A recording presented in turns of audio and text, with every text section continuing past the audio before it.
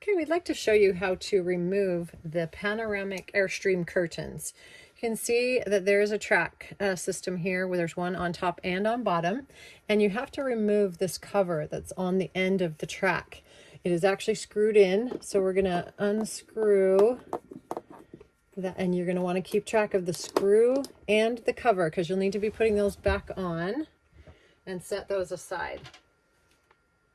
Okay, so to remove the cover on the tracking system on the bottom, just move your cushion out of the way, and then you can see that we can't remove the end cap because this is in the way and won't allow us to unscrew it there. So we're just going to remove the whole bracket and slide it right off.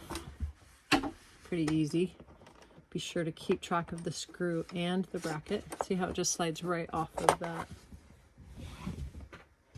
Okay, before removing the curtains, you need to know that Airstream curtains have to go on the panoramic windows in a certain order.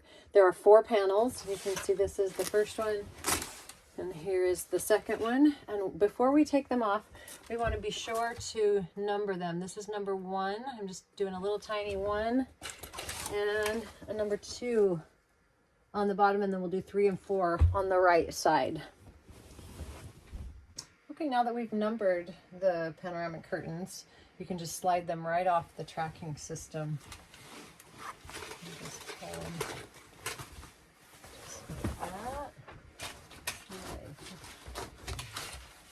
And you have to be careful to slide them around the knobs on everything. There you go.